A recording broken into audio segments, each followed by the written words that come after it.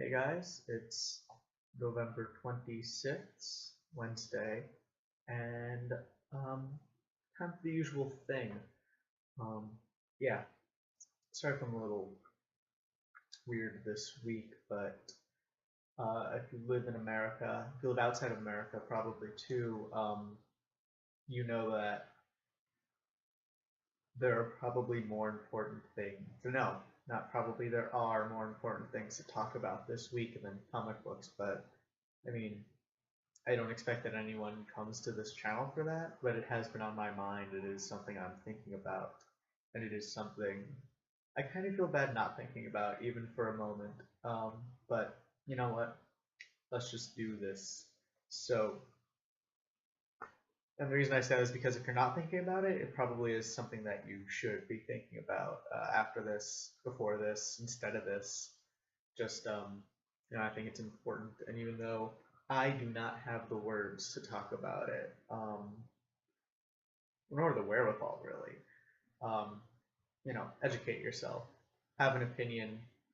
I'm not gonna say have the right opinion because, well, I don't want to cause any arguments, but you know, educate yourself, I guess. And so that's that. Let's jump right in now for the rest of this. And starting off the twofer, we have Futures End number 30 and Batman Eternal number 34. Both of these kind of end of an act sort of things going on. So starting with Futures End, we have another, like the last issue, just one single plot line being followed in this book, and I think that does have a marked improvement over the quality. And this book follows the raid on Cadmus by Green Arrow and his outsiders, and then basically they go onto the island. They meet up with a whole bunch of other characters you've been following. So they meet up with Lois Lane. They meet up with Mr. Miracle. They meet up with what's his name, Grifter, and the scientist he's with. And they all basically collude. They fight some Omax. They meet Brother Eye, and then they decide to get the fuck out of off the island after they seemingly defeat Brother Eye. And I don't want to say too much because, end of Act 2 spoilers, I guess, or maybe Act 1, I'm not sure. For 30 issues in, I'm not sure what act we're in anymore, but end of Act spoilers, I guess. And like I said, following a single story or a single plot line per story does make each book a lot easier to digest.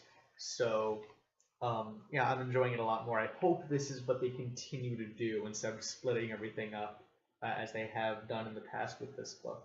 So that's what I think about this one. Meanwhile, Batman Eternal also sees what I think is the end of the Hush arc. Batman confronts Hush, they fight, Batman wins, but he's left a clue that it is even bigger. And of course it is, because this is supposed to be like a year-long thing, and we are nowhere near close to finish with it. So that, I guess. And this pretty much only follows Batman versus Hush. So we don't really follow any other characters. So it's just Batman versus Hush. We can see the fallout of a lot of what's been happening in the book so far. So we discover how Bruce loses his fortune in this book. It's finally kind of settled. We have the end of the Hush part of the story, and we have something leading us into the next act. So again, very good. I'm really enjoying this story so far, even the low points. So that's that. Moving on to Arkham Manor, number 2, and things get more complicated in this book because they couldn't be just as straightforward as issue 1 implied, because then you wouldn't really have an ongoing series, would you now? And so here we begin mainly with kind of more world building. Of course, Bruce is in disguise at the new Arkham Asylum, which is now Wayne Manor, which is now Arkham Asylum.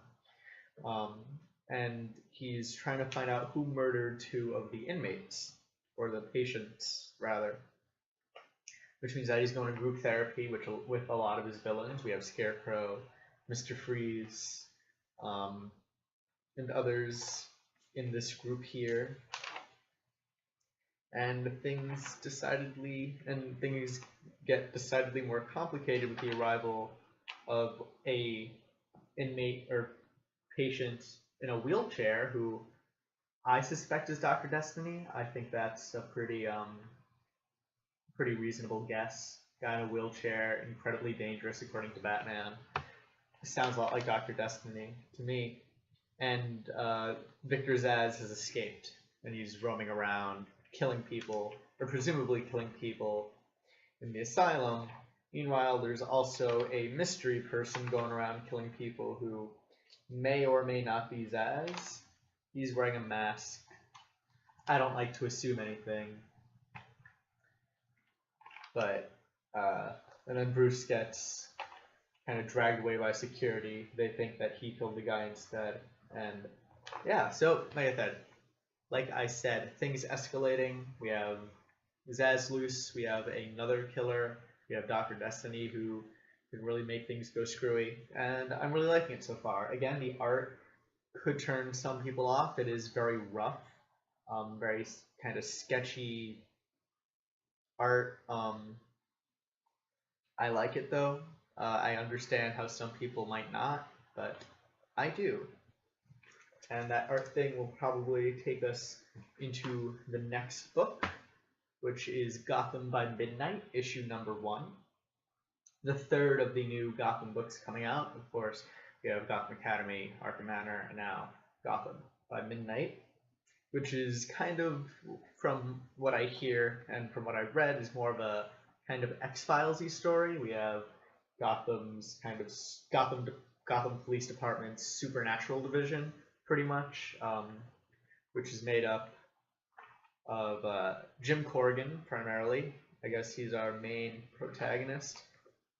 But we also have a scientist, a nun, and some other people who investigate the more supernatural crimes that happen in Gotham, of which there are plenty. And right now they're under review because, of course, the commissioner, who may or may not be Gordon in this book, they mention Gordon as Commissioner Gordon. Just judging by the rest of it, I'd say it takes place post Batman Eternal, but hard to nail down exactly. They don't mention Detective Bard by name, I don't think. And so basically, this lieutenant comes, this internal affairs person comes to say, show me around.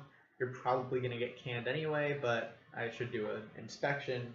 And so Corrigan and the rest of the squad takes him on a ride along, which gets increasingly screwier and screwier, and not so much spooky in this book.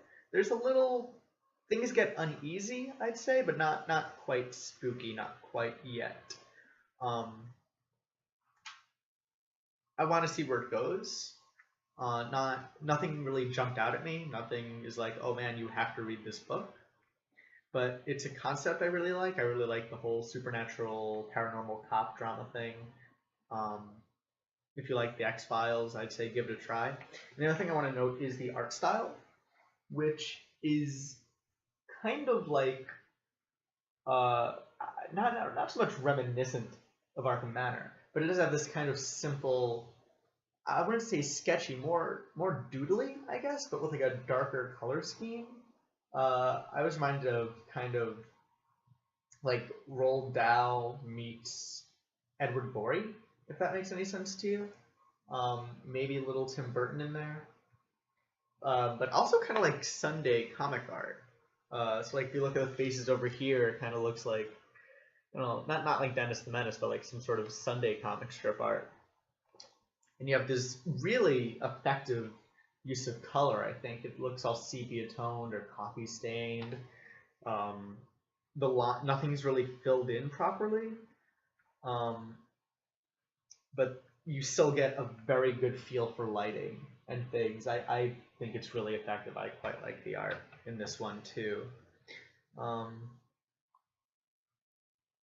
And the palette is just very good with the blues or the blue, greens, and reds, and browns. It feels very off in a way, like a kind of like a really, really old children's picture book or something. I'm not really good at comparisons apparently today, but that's what we have here. And also today, another #1 I picked up was Matt Fraction's Ody-C or Ody-C or Ody-C. It's based on the Odyssey, he just spelled it weird, which starts off with an absolutely insane 8-page spread of things. So you have the initial kind of when you open up the gatefold to reveal, which I cannot hold up properly without the comic threatening to rip itself, but just this huge panorama of this just war-torn landscape. And on the outsides of the fold, this is the back cover, on the outsides of the fold you have, where'd everything go, how's this working now? So on the outside front, you have kind of a story that leads up to Odyssey. Of course, the Odyssey was preceded by a lot of Greek mythology and the Iliad, and so you have kind of a summation of all that, which is a more prose than you usually get in a comic, like all by itself in just these opening pages. And it is kind of dry, it is kind of hard to get through. They, of course, changed the mythology in order to fit this book more, so things are gender swapped, things are in space. If you're interested in mythology, it's like a nice, quick little bullet point thing to get you started in this book. Although not exactly exciting to read, it's stuff you kind of have to feel like, okay, you know, a little Wikipedia summation. And on this side, you have a map of this space, the universe that this book takes place in, which is a whole wide universe inhabited by gods and people and not quite people and a whole bunch of stuff. It's a big book already, issue 1, and we are dropping in the deep end. But of course, where the book really gets interesting is after these pages. And the first thing you notice, and starting with the cover you notice this, is that the art style is just beautiful. Everything is super saturated and feels very alien. It's almost like, I don't know, my first thing was I wanted to compare it to the new Sandman. Who's the artist behind that? Oh man, I totally bombing on this artist's name, but who's ever doing the new Sandman Overture, that guy. I think it's like something the Third, I'm pretty sure, but I can't remember. I'm terrible with names.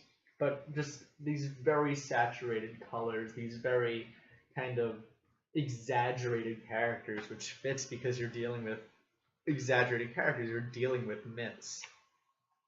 And it really feels like just completely alien, not so much like the outer space we're familiar with, but with the outer space people might have, you know, like the outer space of your imagination.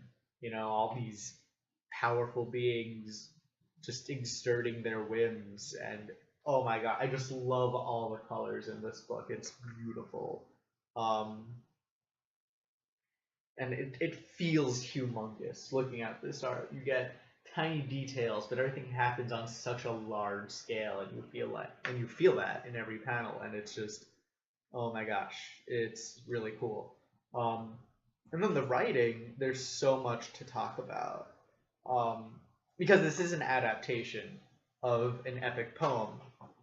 So, I mean, how Matt Fraction chooses how to adapt the form of the Odyssey is really, really just interesting. So of course you put it in space, you gender swap all the characters, and that's your own personal interpretation, but that's more the content. But form-wise, he keeps the numbers of each line in the book. So over here, in a lot of these narration bubbles, you have numbers right before everything. And that's the start of a new line in the play, or in the poem. So he's keeping that from the original form, which is like an interesting holdover. But yeah, I'm not quite sure why he did it just yet, but maybe we'll see.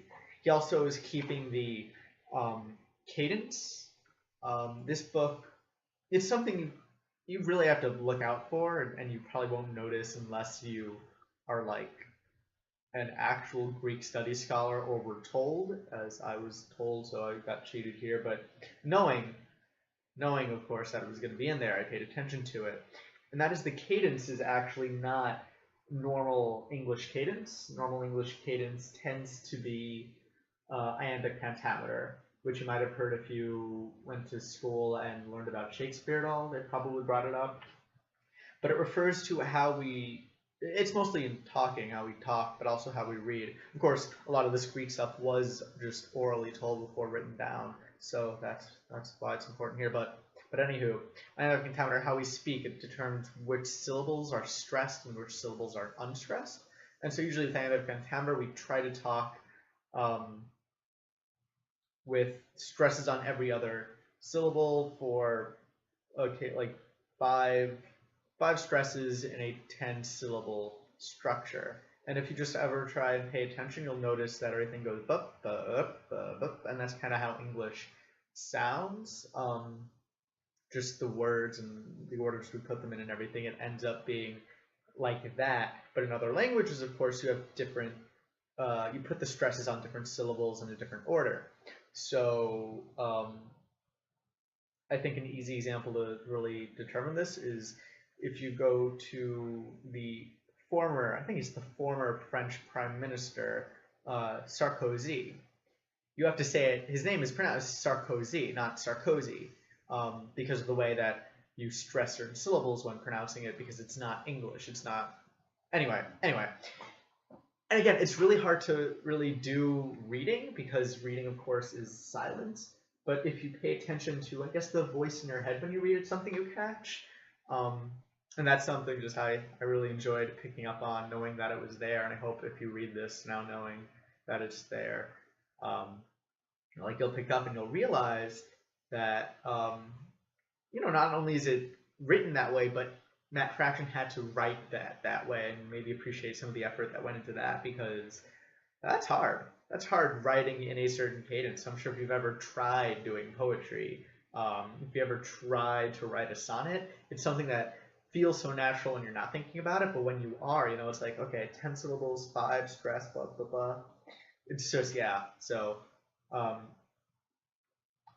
very dense book, as I'm sure you've noticed. Just very dense. Of course, the source material is pretty dense too. And right now we are just in the first issue, and it hasn't really gone anywhere. We're setting up the story of the Odyssey,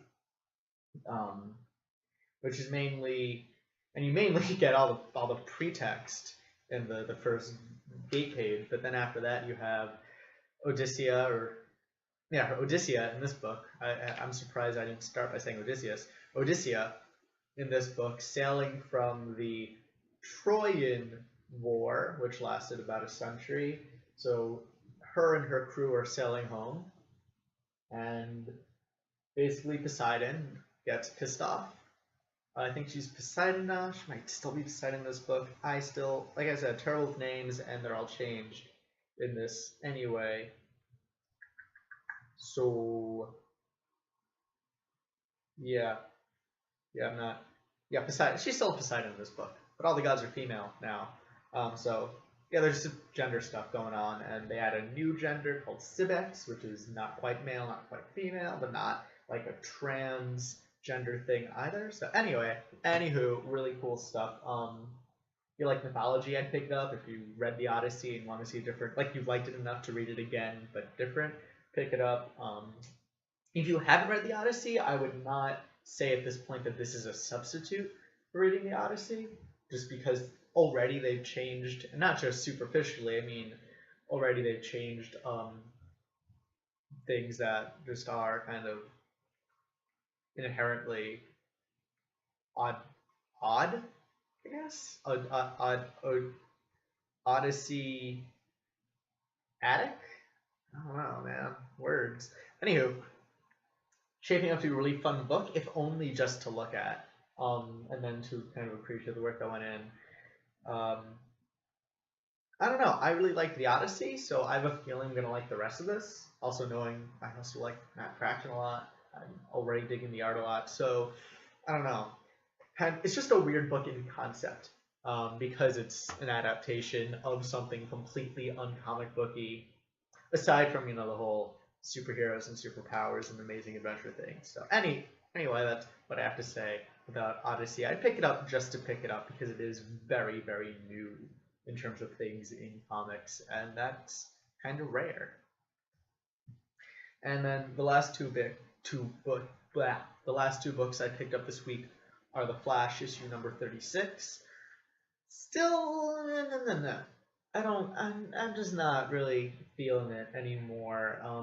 Of course, start of a new arc but it feels just like elongating the last arc because we're still getting the same thing of now. I mean, now Flash is trapped somewhere in between time. Barry Allen, we know, he's trapped in this just place between time where there are dinosaurs and robots and nothing really makes sense. And he also lost all of his powers. Meanwhile, Future Flash, who was trapped in the salt flats and the time thingy, is now de-aged 20 years, so he's the age of our Barry Allen. And he decides, well, I guess I'll stick around and pretend to be the Flash for a while longer. But of course, he's still taking the law entirely into his own hands and playing judge, jury, and executioner and killing murderers, this time before they murdered people, because of course he knows because he's from the future. So, got Flash in Jurassic Park and also Minority Report smushed together, not exactly great. They're still just separated by the story right now. And it's neither story is really doing anything that interesting or do anything not interesting but well that oh yeah, I couldn't really recommend this. But Superman, meanwhile, again, issue number 36, continuing, or I guess it's the new half arc that was, I don't know, kind of the same deal going on, where the one arc leads directly to the actions of another.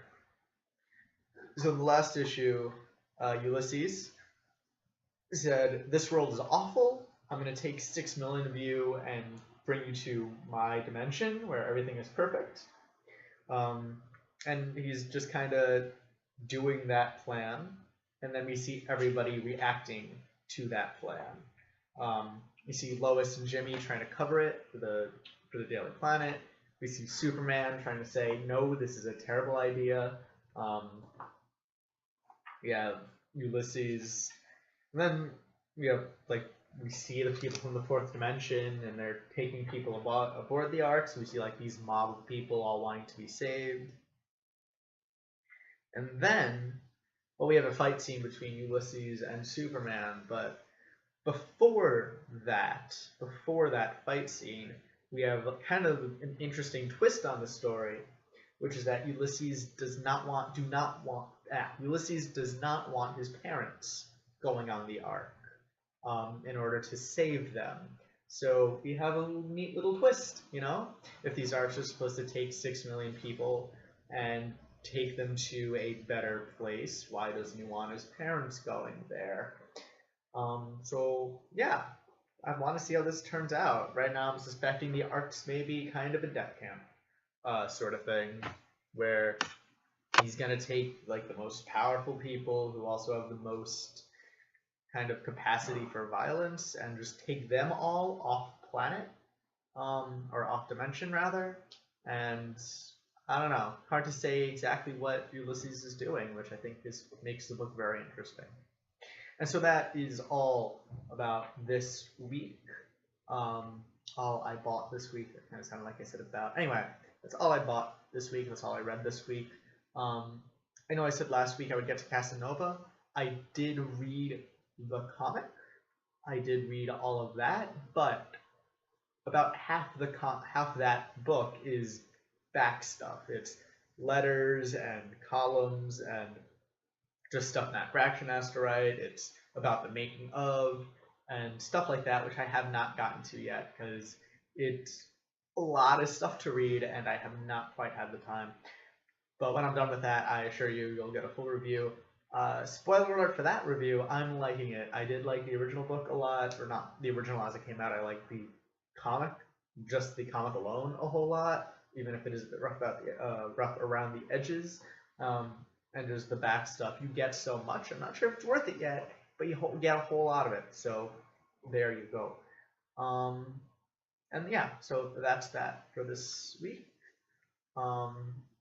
Thanks for watching. If you live in America, I'm going to wish you a happy Thanksgiving because it's tomorrow. So hopefully that works out very good for all you guys.